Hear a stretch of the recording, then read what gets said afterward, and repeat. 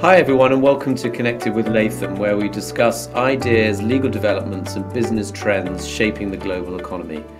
My name's David Walker and I'm a private equity partner in the London office of Latham. In this episode we're going to discuss the rising concerns over exaggerated or misleading sustainability claims and steps that regulators are considering to combat what is known as greenwashing. With a wave of new rules and requirements focused on evaluating green claims, private equity firms must go beyond general compliance and mitigate greenwashing risks. And so to discuss the regulatory landscape and actions that private equity sponsors can take, I'm delighted to be joined by Nell Perks and Anne Mainwaring. Nell and Anne help clients navigate a wide range of disputes and regulatory investigations, writing and speaking frequently on the regulatory considerations of the UK FCA and UK litigation.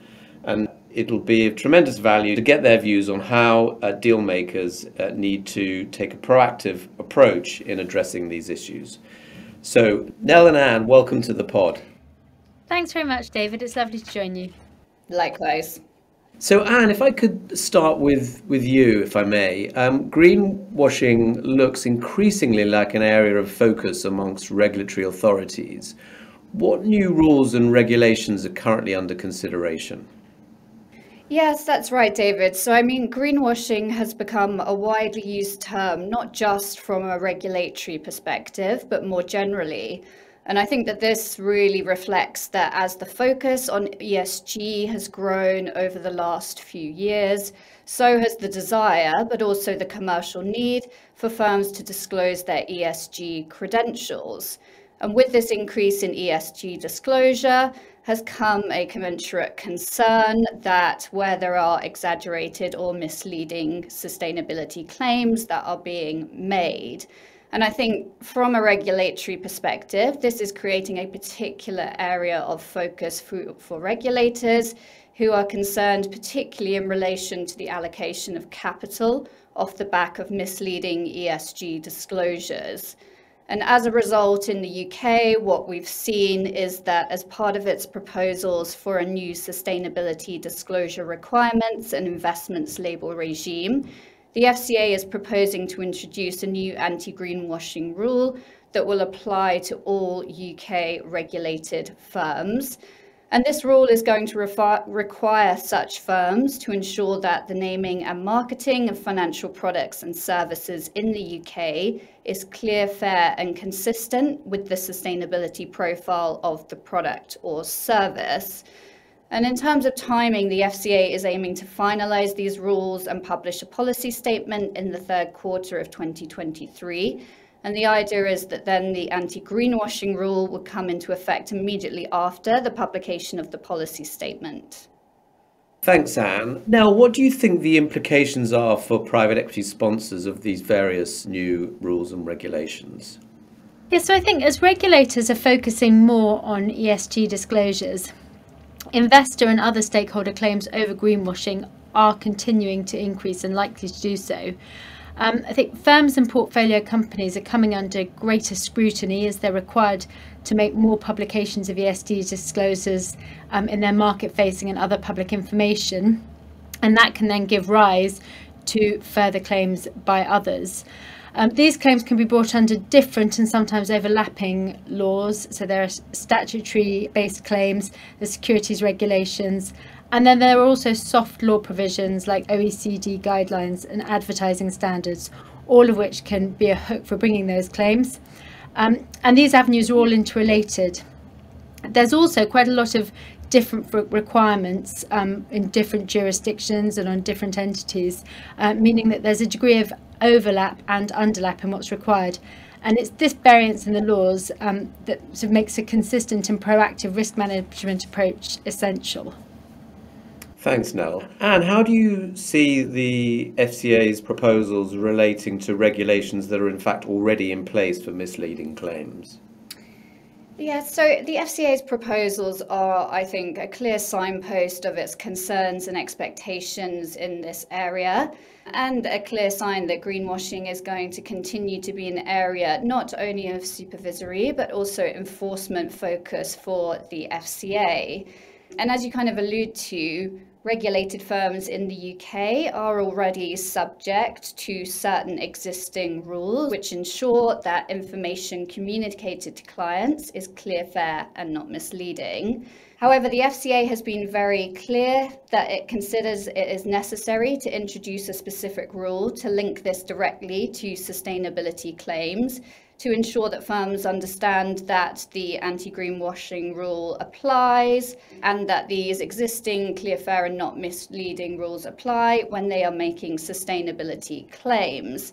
And the other reason that the FCA has done this is to emphasize that this new rule will give it an explicit basis on which to challenge firms that they consider to be potentially greenwashing their products or services, and where appropriate to take enforcement action against them. So I think this is the FCA drawing a very clear line in the sand, and in this particular context, making clear that sponsors need to ensure that all sustainability related claims that they make are fair, clear and not misleading, and are also proportionate to the sustainability profile of the relevant product or service. I see. So it seems that the proposed new rules would create a focus for sustainability across the market. I mean, what do you think that means for private equity sponsors in particular? Yes, that's right. So, I mean, the attention to greenwashing is really honing focus across the market. And of course, as we've talked about, the FCA's proposed rules raise reputational risks for private equity sponsors. But I think the point to really draw out here is that it isn't just regulators that are interested in this context. Particularly from what we see in the market, it's a real area of focus for LPs, not just as part of due diligence questionnaires, but we're increasingly seeing LPs drilling into ESG claims that are being made by sponsors. Yeah, I think that's right, Anne, and it's not just because of the reputational risk. The rise of ESG activism and targeting misleading sustainability claims has really heightened the need to be accurate with marketing materials and demonstrated that there could be significant financial implications of getting it wrong as well. And in addition to that, we're seeing a growing number of internal and external whistleblowing allegations that do relate specifically to greenwashing. Yes, I mean, it does seem that regulators and claimants alike have begun to scrutinise disclosures with increasingly sophisticated analytical tools. I mean, now, what should PE firms expect to emerge from a heightened regulatory environment? So I think as it's increasingly recognised that ESG factors can be material to a company's business and to potential investors, then false or misleading ESG claims are going to present a wider litigation threat to UK PE firms. And I think also it's the adverse regulatory greenwashing findings that themselves will inevitably give rise to litigation. So as you're required to publish more and more ESG related content, then you may be in breach of regulations, but that in itself can give rise to litigation, which can then have real reputational, legal, political and financial consequences where you've just failed to align your business practice with your statements and your policies. And I think one area of particular caution is particularly in relation to aspirational public statements and commitments in relation to ESG matters, particularly because these often come with acknowledgements of control and responsibility for such matters by PE management and boards. And while these kind of statements are usually very well intended, there is a real risk here because statements that cannot be substantiated create significant risk and potential misstatement litigation exposure at board, operating and portfolio company levels. So let's focus on the breadth of claims that could arise for private equity. I mean, one option for investors like LPs is to bring greenwashing, mis-selling claims. What factors and risks would an investor need to evaluate for such a claim? Yeah, so there are a number of different avenues, as I mentioned, for the claims. One way is investors could choose to bring greenwashing claims under the Misrepresentation Act. The threshold for establishing a misrepresentation claim is high in the UK. An investor would typically need to demonstrate reliance on an ESG-related statement that was untrue and show that that statement induced their investment. On the flip side, however, if you can meet that high threshold, the potential remedies are significant and they include rescission of investments and unwinding of the contract.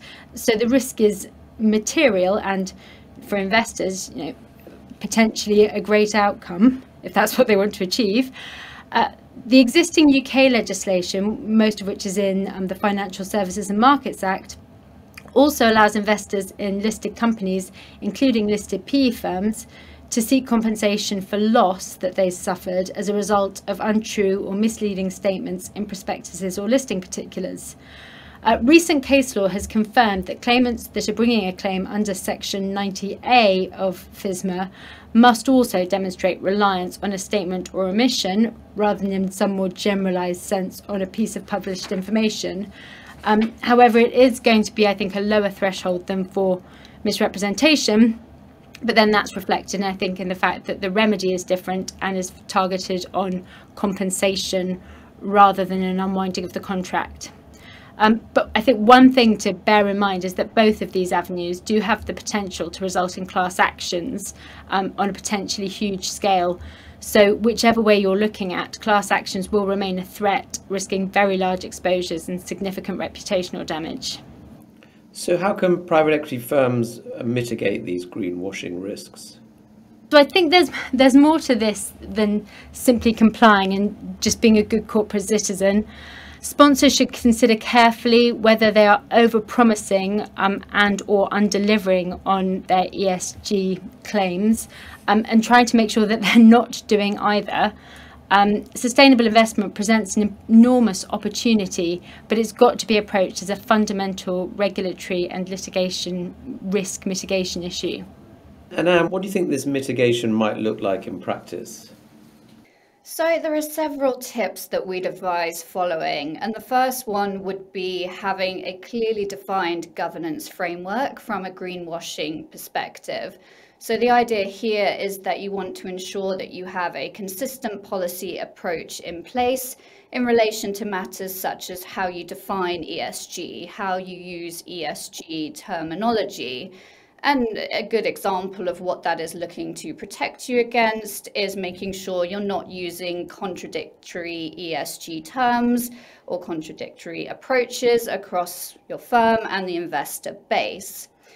We'd also recommend making sure there is a robust process for approving sustainability statements. And in particular, it's important to make sure that approvals aren't given without a clear understanding of how a sustainability claim will be demonstrated or substantiated in practice. And that also means it's important to be clear and make sure you can identify where ESG claims have been made, including historically, and ensure the right mitigants are in place, including relevant disclaimers, in order to manage those risks. At the fund level, we would recommend making sure that your fund and strategy naming discipline is aligned with the investment objectives of the fund, any exclusion criteria. And really the key point here is that the impression given by the name of the fund needs to actually bear out in the strategy itself, in order to avoid any issues of this being deemed misleading. The other area that we're seeing a lot of focus on at the moment is in relation to ESG data. And one area of particular focus is making sure that you have got relevant due diligence processes in place in order to assess the integrity and limitations of any ESG data and information that you receive, including from third parties. And it's particularly important to make sure you've got those processes in place where you will then make ESG disclosures yourself off the back of that information. So to the extent that there are any issues, gaps in that information that needs to then be built into the disclaimers that you are using for your own ESG disclosures.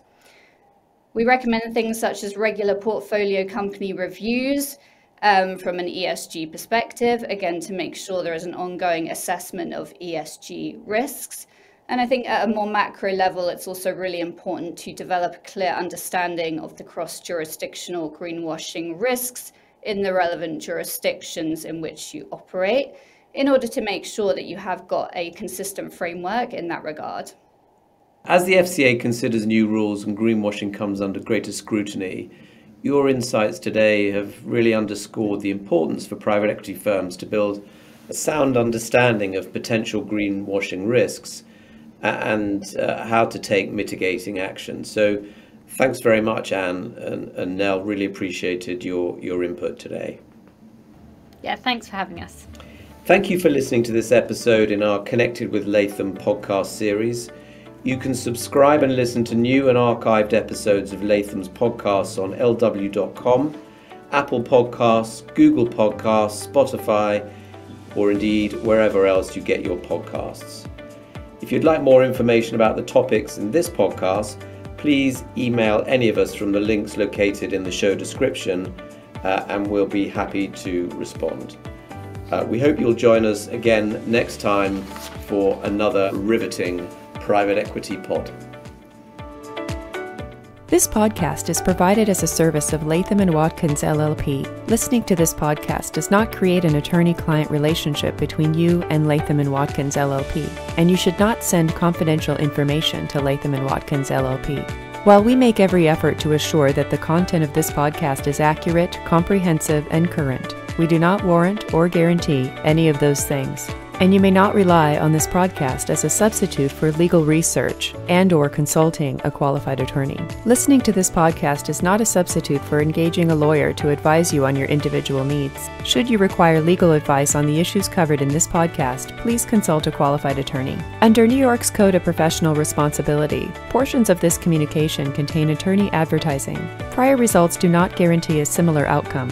Results depend upon a variety of factors unique to each representation. Please direct all inquiries regarding the conduct of Latham & Watkins attorneys under the New York's disciplinary rules to Latham & Watkins LLP, 1271 Avenue of the Americas, New York, New York 10020. Phone number 1-212-906-1200.